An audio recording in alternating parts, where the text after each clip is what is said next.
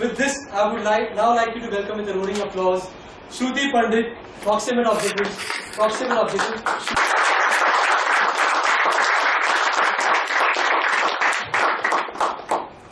Do you want to succeed in life? Yes. Do you want to reduce those 10 kgs in next 6 months? Do you want to boost your sales if you are into sales profession? All I'm asking you is, do you want to get from here to here? If the answer is yes, I have a formula for you today. Toastmaster of the day, fellow Toastmasters and all of you who want to succeed in life. The formula lies in just 2 words that I'm going to talk about in the next 6 to 8 minutes. Formula is proximate objective. Yes, you got that right. Proximate objective. The word may sound very fluffy. The word may sound very complicated. But it's not that tough as it sounds to me. But this is something that I stumbled on when I was reading a book on strategies.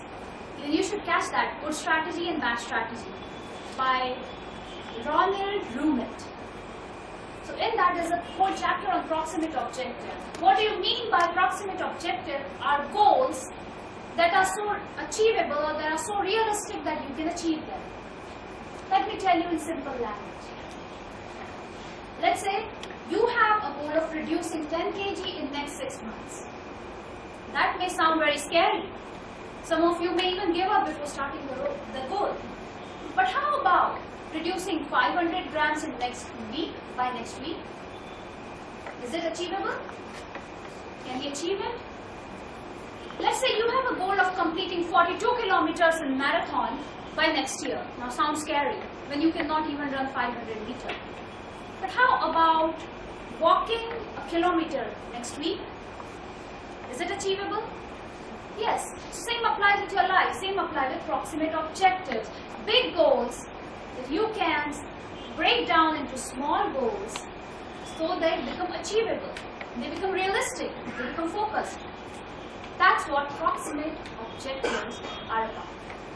Goals that you can achieve, goals that are in your sight, goals that are realistic. Now this is about it. I want to discuss 2 important points while you are deciding on your proximate objective. The first point, while you are breaking down your goals into the smaller goals or you are deciding your proximate objective, is to reduce ambiguity. Yes, you heard that right. You need to be very specific with your goals. You need to reduce vagueness as far as possible. And I will give you a very good example of how reducing ambiguity can lead you to success.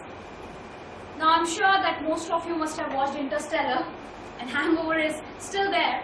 So let me just take an example from outer space. And as our speaker also spoke on astrophysics, let's take that example. So in 1960s, NASA was still struggling on putting a vehicle on moon. Surveyor was the name of the vehicle. So they were struggling, but they didn't know that what kind of surface moon has. Does moon surface consist of grainy materials, or does it contain jagged needle-like stones? Are there big boulders? Are there mountains? Nobody knew how surface of the moon is like. So they wanted to put a vehicle out there so that can collect some samples and bring it back to Earth. But they were afraid to move ahead. This was a big goal. One scientist, Phyllis. So Phyllis, scientist, she came up and she gave a specification. Her specification said that surface of the moon contains of grainy material like desert, Sahara Desert, and pebbles not bigger than 2 feet until and unless there is a mountainous region. Everybody questioned, how can you be so sure that surface of the moon is like Sahara Desert? Nobody knows. You have never been there. She said, yes, I know I've never been there. But if I don't give specification to my engineers, what will they build? They need something in hand. You got to have something in hand to go ahead and start working on something. And if at all, let's say my specification fails, and if I fail, and that lander goes on moon and it's crashed, so NASA is anyway not going to send any more missions on the moon. That would be the end. But you got to give it a try. You got to have something to start with. And after that specification, around 5 surveyor landers went on the moon successfully and landed there. So that's what specification of being very clear with your goal can help you with. You may fall when you're going ahead while achieving your goal, but at least you will learn along the way. When you're setting your approximate objective, be specific, reduce ambiguity. That is rule number 1. Rule number 2, that you got to weigh all possible options while setting your approximate objective.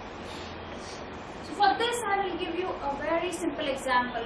I'm sure everyone out here plays chess, or at some point of time have played chess. How's it in chess? You don't really go for that immediate kill, but you try to make your position strong. You try to weigh all the options that how this movement of my horse will make me stronger in upcoming positions. Same as with your approximate objective. If that approximate objective is leading you for you to bear some losses, you can bear it until and unless you are achieving the bigger goal. So if your bigger goal is in sight, you can bear small-term losses. So that's why it's important to weigh all the options, pros and cons of everything, then select your goal, then select your short-term goal, then select your approximate objective. So as I said, let's stick to our initial example of reducing weight, 10 kgs in next 6 months. We have to weigh all possible options. Will running work for me? Will going to gym work for me? Will diet control work for me? Will Zumba work for me? What will work for me? Then only you should decide that, okay, what is affecting your health in the best way in the long term, and what is making you keep fit. It shouldn't be like you run 20 kilometers a day and you are not able to run at all by the next week.